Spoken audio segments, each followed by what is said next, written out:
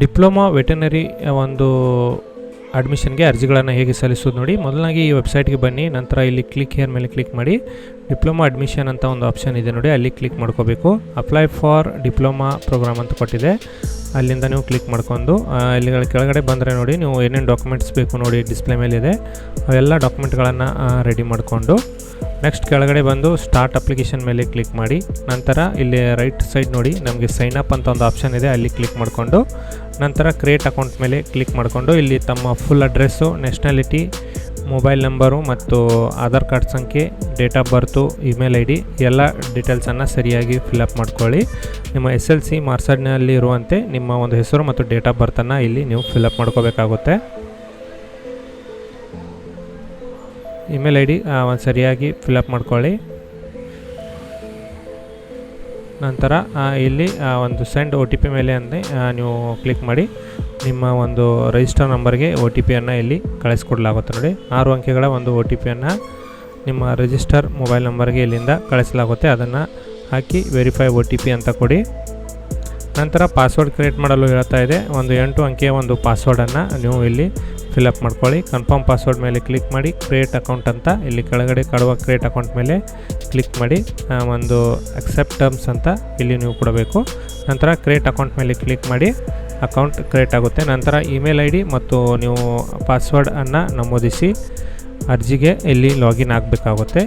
Email I D ಮತ್ತು ನೀವು create ಮಾಡಿರುವ ಪಾಸ್ವರ್ಡನ್ನು ಹಾಕ್ಕೊಂಡು ಸರಿಯಾಗಿ ಲಾಗಿನ್ ಅಂತ ನೀವು ಕೊಡಿ. ಲಾಗಿನ್ ಅಂತ ಕೊಟ್ಟ ತಕ್ಷಣ ತಮಗೆ ಆ ಒಂದು ಲೆಫ್ಟ್ ಸೈಡ್ನಲ್ಲಿ ನೋಡಿ ಡ್ಯಾಶ್ಬೋರ್ಡು ಅಪ್ಲಿಕೇಶನ್ನು ಫೋಟೋ ಅಂತ ಕಾಣ್ತಾ ಇದೆಯಲ್ಲ, ಅಲ್ಲಿ ಒಂದು ಅಪ್ಲಿಕೇಶನ್ ಮೇಲೆ ನೀವು ಕ್ಲಿಕ್ ಮಾಡ್ಕೋಬೇಕು. ಅಲ್ಲಿಂದ ನೀವು ಒಂದು ಪರ್ಸ್ನಲ್ ಡೀಟೇಲ್ಸನ್ನು ಫಿಲಪ್ ಮಾಡ್ಕೋಬೇಕಾಗುತ್ತೆ ನೋಡಿ. ಪರ್ಸ್ನಲ್ ಡೀಟೇಲ್ಸಲ್ಲಿ ಹೆಸರು, date of birth already fill up ಆಗಿರುತ್ತೆ, ಜೆಂಡರು ಮತ್ತು father name, mother name, father ಏನು ಆಕ್ಯುಪೇಷನ್ ಇದೆ ಅದನ್ನು ನೀವು ಇಲ್ಲಿ ಸೆಲೆಕ್ಟ್ ಮಾಡಿ ಮತ್ತು ಆಲ್ಟರ್ನೇಟ್ ಮೊಬೈಲ್ ನಂಬರನ್ನು ಸೆಲೆಕ್ಟ್ ಮಾಡಿ. ನಂತರ ನೀವು ಒಂದು ಕಾಸ್ಟನ್ನು ನೀವು ಸೆಲೆಕ್ಟ್ ಮಾಡ್ಕೋಬೇಕಾಗುತ್ತೆ. ಯಾವ ಕಾಸ್ಟ್ ಇದೆ ಅದನ್ನು ಸೆಲೆಕ್ಟ್ ಮಾಡಿಬಿಟ್ಟು ನಂತರ ಒಂದು ಕಾಸ್ಟ್ ಇನ್ಕಮ್ನ ಒಂದು RD ಸಂಖ್ಯೆಯನ್ನು ಸರಿಯಾಗಿ ಇಲ್ಲಿ ನಮೂದಿಸಿ. ಆ್ಯನ್ಯುವಲ್ ಇನ್ಕಮ್ ಎಷ್ಟಿದೆ ನೋಡಿ ಅದನ್ನು ಕೂಡ ಇಲ್ಲಿ ನಮೂದಿಸಬೇಕು. ಇನ್ಕಮ್ನ ಒಂದು RD ಸಂಖ್ಯೆಯನ್ನು ಇಲ್ಲಿ ನೀವು ನಮೂದಿಸಬೇಕಾಗುತ್ತೆ. ಇಲ್ಲಿ ಕಾಸ್ಟ್ RD ನಂಬರ್ ಕೇಳ್ತಾ ಇದೆ, ಅದನ್ನು ನೀವು RD ಸಂಖ್ಯೆಯನ್ನು ಇಲ್ಲಿಂದ ಫಿಲಪ್ ಮಾಡ್ಕೊಳ್ಳಿ. ನಂತರ ಪರ್ಮನೆಂಟ್ ಅಡ್ರೆಸ್ ಮತ್ತು ಕಮ್ಯುನಿಕೇಷನ್ ಅಡ್ರೆಸ್ಸನ್ನು ನೀವು ಇಲ್ಲಿ ಸರಿಯಾಗಿ ಫಿಲಪ್ ಮಾಡ್ಕೋತಾ ಹೋಗಿ. ನಂತರ ಇಷ್ಟೆಲ್ಲ ಆದ ತಕ್ಷಣ ತಾವು ಒಂದು save OTP save and next ಅಂತ ಕೊಡಬೇಕು. ಸೇವ್ ಆ್ಯಂಡ್ ನೆಕ್ಸ್ಟ್ ಅಂತ ಕೊಟ್ಟ ತಕ್ಷಣ ತಮಗೆ ಇಲ್ಲಿ ಒಂದು ಡಿಗ್ರಿಯನ್ನು ಸೆಲೆಕ್ಟ್ ಮಾಡಲು ಕೇಳ್ತದೆ, ಅಲ್ಲಿ ಡಿಪ್ಲೊಮನ್ನು ಸೆಲೆಕ್ಟ್ ಮಾಡಿ. ನಂತರ ಎಜುಕೇಷನ್ ಡೀಟೇಲ್ಸ್ ಕೇಳ್ತಾ ಇದೆ, ಅಲ್ಲಿ ನೀವು SLCಯ ಒಂದು ಸಂಬಂಧಿಸಿದಂತೆ ಎಲ್ಲ ಮಾಹಿತಿ ಇಲ್ಲಿ ಒಂದು ಫಿಲಪ್ ಮಾಡ್ಕೋಬೇಕು. ಫಸ್ಟಿಗೆ ನೀವು ಬೋರ್ಡನ್ನು ಇಲ್ಲಿ ನೀವು ಸೆಲೆಕ್ಟ್ ಮಾಡಿ, SLC ಬೋರ್ಡನ್ನು ಸೆಲೆಕ್ಟ್ ಮಾಡಿ ನಂತರ ಒಂದು ರಿಜಿಸ್ಟ್ರೇಷನ್ ನಂಬರನ್ನು ನೀವು ಇಲ್ಲಿ ಸೆಲೆಕ್ಟ್ ಮಾಡ್ಕೋಬೇಕು.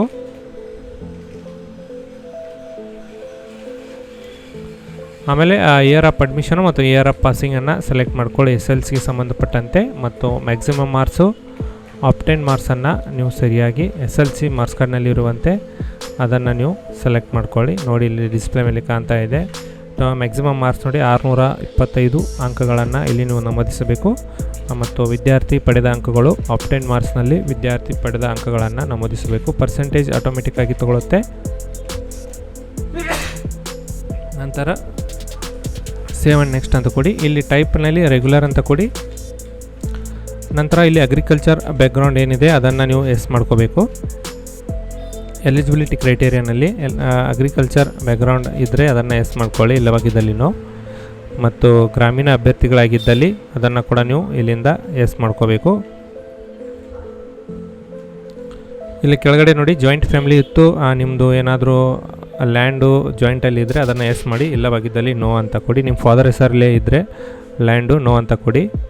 ಅದಾದ ತಕ್ಷಣ ಇಲ್ಲಿ ರೂರಲ್ ಸ್ಟಡಿ ಕೇಳ್ತಾ ಇದೆ, ಅದನ್ನು ಕೂಡ ಎಸ್ ಮಾಡ್ಕೊಳ್ಳಿ. ಇದ್ದರೆ ಕಲ್ಯಾಣ ಕರ್ನಾಟಕ ಮತ್ತು ಹೊರನಾಡು ಕನ್ನಡಿಗ ಹಾಗೂ ಗಡಿನಾಡು ಕನ್ನಡಿಗ ಸಂಬಂಧಿಸಿದಂತೆ ಏನು ಅನ್ವಯವಾಗುತ್ತೆ ಅದನ್ನು SR ನೋ ನೋಡಿಕೊಂಡು ಸೇವ್ ಆ್ಯಂಡ್ ನೆಕ್ಸ್ಟ್ ಅಂತ ಕೊಡಿ.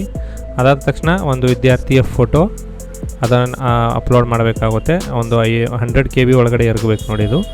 ಅದಾದ ತಕ್ಷಣ ಕ್ಯಾಂಡಿಡೇಟ್ ಸಿಗ್ನೇಚರನ್ನು ಅಪ್ಲೋಡ್ ಮಾಡ್ಕೋಬೇಕು. Candidate signature, parents signature. ಅದಾದ ನಂತರ ಆ ಒಂದು ಸ್ಟೂಡೆಂಟ್ನ ಒಂದು ಥಂಬ್ ಇಂಪ್ರೆಷನನ್ನು ನೀವು ಅಪ್ಲೋಡ್ ಮಾಡಿ ಸೇವ್ ಆ್ಯಂಡ್ ನೆಕ್ಸ್ಟ್ ಅಂತ ಕೊಡಿ. ಅದಾದ ತಕ್ಷಣ ನೀವು ಕಾಸ್ಟ್ ಸರ್ಟಿಫಿಕೇಟ್ ಅಪ್ಲೋಡ್ ಮಾಡಬೇಕಾಗುತ್ತೆ ನೋಡಿ. ಕಾಸ್ಟ್ ಸರ್ಟಿಫಿಕೇಟನ್ನು PDF ರೂಪದಲ್ಲಿ ನೀವು ಅಪ್ಲೋಡ್ ಮಾಡ್ಕೋಬೇಕು. ಅದಾದ ತಕ್ಷಣ ಇನ್ಕಮ್ ಸರ್ಟಿಫಿಕೇಟ್ ಕೇಳ್ತಾ ಇದೆ, ಅದನ್ನು ಅಪ್ಡೇಟ್ ಮಾಡಿ, ಆಧಾರ್ ಕಾರ್ಡ್ ಅಪ್ಡೇಟ್ ಮಾಡಿ, ನಂತರ ನೆಕ್ಸ್ಟ್ ಅಂತ ಕೊಡಿ. ನೆಕ್ಸ್ಟ್ ಇಲ್ಲಿ ನೋಡಿ SLC ಮಾರ್ಕ್ಸ್ ಕಾರ್ಡ್ ಕೇಳ್ತಾ ಇದೆ. SLC ಮಾರ್ಕ್ಸ್ ಕಾರ್ಡ್ ಕೂಡ ಎಲ್ಲ PDF ಫಾರ್ಮೆಟ್ನಲ್ಲಿ ಸ್ಕ್ಯಾನ್ ಮಾಡಿ ಅಪ್ಲೋಡ್ ಮಾಡಿ. ನಂತರ ರೂರಲ್ ಸರ್ಟಿಫಿಕೇಟ್ ಕೇಳ್ತಾ ಇದೆ. ರೂರಲ್ ಸರ್ಟಿಫಿಕೇಟ್ ನೋಡು ನಿಮ್ಮ ಹತ್ರ 1, 2 ಎಷ್ಟಿವೆ ಅದನ್ನು ಒಂದೇ PDFನಲ್ಲಿ ಮರ್ಜ್ ಮಾಡಿ ನೀವು ಇಲ್ಲಿಂದ ಅಪ್ಡೇಟ್ ಮಾಡ್ತಾ ಇರಬೇಕು. ರೂರಲ್ ಸರ್ಟಿಫಿಕೇಟು ಒಂದೇ PDF ಮರ್ಜ್ ಮಾಡಿ ಅಪ್ಲೋಡ್ ಮಾಡಿ. ನಂತರ ಫಾರ್ಮರ್ ಅಗ್ರಿಕಲ್ಚರ್ ಸರ್ಟಿಫಿಕೇಟನ್ನು ಇಲ್ಲಿಂದ ನೀವು ಅಪ್ಲೋಡ್ ಮಾಡಬೇಕಾಗುತ್ತೆ. ನಂತರ ಸೇವ್ ಆ್ಯಂಡ್ ನೆಕ್ಸ್ಟ್ ಅಂತ ಕೊಡಿ. ಅದಾದ ತಕ್ಷಣ ಇಲ್ಲಿ ಡಾಕ್ಯುಮೆಂಟ್ ವೆರಿಫಿಕೇಷನನ್ನು ಯಾವ ಒಂದು ಸೆಂಟ್ರಿಗೆ ಹೋಗ್ತಿದ್ದೀರಿ ನೋಡಿ ಅದನ್ನು ನೀವು ಇಲ್ಲಿಂದ ಸೆಲೆಕ್ಟ್ ಮಾಡ್ಕೋಬೇಕು. ಇಲ್ಲಿ ಬೆಂಗಳೂರು, ಶಿವಮೊಗ್ಗ, ಗದಗ, ಹಾಸನ, ಬೀದರ್ ಇದರಲ್ಲಿ ಯಾವುದಾದ್ರೂ ಒಂದನ್ನು ನೀವು ಸೆಲೆಕ್ಟ್ ಮಾಡ್ಕೋಬೇಕಾಗುತ್ತೆ. ನಂತರ ಸೇವ್ ಆ್ಯಂಡ್ ಕಂಟಿನ್ಯೂ ಅಂತ ಕೊಡಿ. ನೋಡಿ ಯಾವ್ದು ಬೇಕಾದನ್ನು ಚೂಸ್ ಮಾಡಿಕೊಂಡು ಸೇವ್ ಆ್ಯಂಡ್ ಕಂಟಿನ್ಯೂ ಅಂತ ಕೊಡಿ.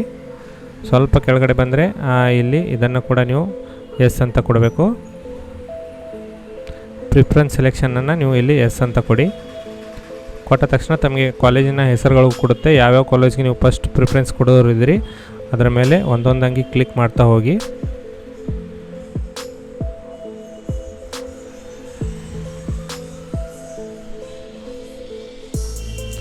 ಸರಿಯಾಗಿ ನೋಡಿಕೊಂಡು ಪ್ರಿಫರೆನ್ಸನ್ನು ಒಂದೊಂದಾಗಿ ಸೆಲೆಕ್ಟ್ ಮಾಡ್ಕೊಳ್ಳಿ. ಈ ಥರ ನೋಡಿ ಯಾವ್ದು ಫಸ್ಟ್ ಬೇಕಾಗಿದೆ ಅದನ್ನು ನೀವು ಸೆಲೆಕ್ಟ್ ಮಾಡ್ಕೊಳ್ಳಿ.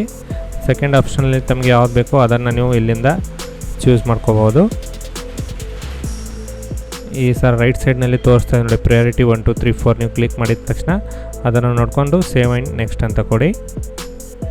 ಅದಾದ ತಕ್ಷಣ ನೀವು ಇಲ್ಲಿ ಅಪ್ಲಿಕೇಶನ್ ಫೀಸ್ ಕೂಡ ಇಲ್ಲಿ ಪೇ ಮಾಡಬೇಕಾಗುತ್ತೆ. 350 ರೂಪಾಯಿ SC ಕ್ಯಾಟಗರಿಗಳಿಗೆ ಅಭ್ಯರ್ಥಿಗಳಿಗೆ ಇರುತ್ತೆ. ಪೇ ಅಂತ ಕೊಡಿ. ಡಿಸ್ಪ್ಲೇ ಮೇಲೆ ಒಂದು ಪೇಮೆಂಟ್ ಗೇಟ್ವೇ ಓಪನ್ ಆಗುತ್ತೆ. UPIಯನ್ನು ಇಲ್ಲಿಂದ ನೀವು ಸೆಲೆಕ್ಟ್ ಮಾಡಿ QR ಕೋಡ್ಗೆ ಪೇಮೆಂಟನ್ನು ಒಂದು ಯಾವುದೇ UPI ಮೂಲಕ ಪೇ ಮಾಡಿ ಅರ್ಜಿಯ ಒಂದು ಶುಲ್ಕವನ್ನು ನೀವು ಪಾವತಿಸ್ಬೋದು. ಫೋನ್ಪೇ, ಗೂಗಲ್ ಪೇ ಇಂದ ನೀವು ಕೂಡ ಇಲ್ಲಿ ಪೇಮೆಂಟ್ ಮಾಡ್ಬೋದಾಗಿದೆ. 1 ನಿಮಿಷ ಪೇಮೆಂಟ್ ಮಾಡ್ತೀನಿ ಹಂಗೆ ರೀ.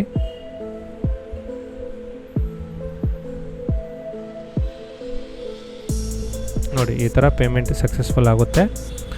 ಈ ಥರ ಸೋರಿಸ್ತೆ ಒಂದು 5 ಸೆಕೆಂಡ್ ವೇಟ್ ಮಾಡಿ ತಾನೇ ಆಟೋಮೆಟಿಕ್ ರೀಡೈರೆಕ್ಟ್ ಆಗುತ್ತೆ. ಮೇಲಿನಿಂದ ಅಲ್ಲಿ ಪ್ರಿಂಟ್ ಆ್ಯಂಡ್ ಡೌನ್ಲೋಡ್ PDF ಅಂತ ಆಪ್ಷನ್ ಇದೆ ನೋಡಿ, ಅಲ್ಲಿಂದ ನೀವು ಇದು ಪೇಮೆಂಟ್ ರೆಸಿಟನ್ನು ನೀವು ಪ್ರಿಂಟೌಟ್ ತೆಗೆದುಕೊಳ್ಬೋದು.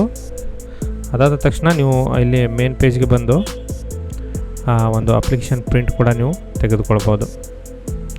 ಅಪ್ಲಿಕೇಶನ್ ಪ್ರಿಂಟ್ ಯಾವ ಥರ ಬರುತ್ತೆ ನೋಡಿ, ಇಲ್ಲಿ ನೋಡಿ ಪ್ರಿಂಟ್ ಡೌನ್ಲೋಡ್ PDF ಅಂತ ಇದೆ ನೋಡಿ. ಅಪ್ಲಿಕೇಶನ್ PDF ಕೂಡ ಈ ಥರ ಡೌನ್ಲೋಡ್ ಮಾಡಿಕೊಂಡು ನಿಮ್ಮ ಹತ್ರ ಮುಂದಿನ ಪ್ರೊಸೆಸ್ಗಾಗಿ ತೆಗೆದುಕೊಂಡು ಇಟ್ಕೊಬೋದು. ಇಷ್ಟು ಮಾಡಿದರೆ ಸಾಕು. ಒಂದು ಡಿಪ್ಲೊಮಾ ವೆಟರ್ನರಿ ಒಂದು ಅಡ್ಮಿಷನ್ಗಾಗಿ ಅರ್ಜಿ ಒಂದು ಸಲ್ಲಿಸಲು ಇಷ್ಟು ಮಾಡಿದರೆ ಸಾಕು, ನಿಮ್ಮ ಅಪ್ಲಿಕೇಶನ್ ಕಂಪ್ಲೀಟ್ ಆಗುತ್ತೆ.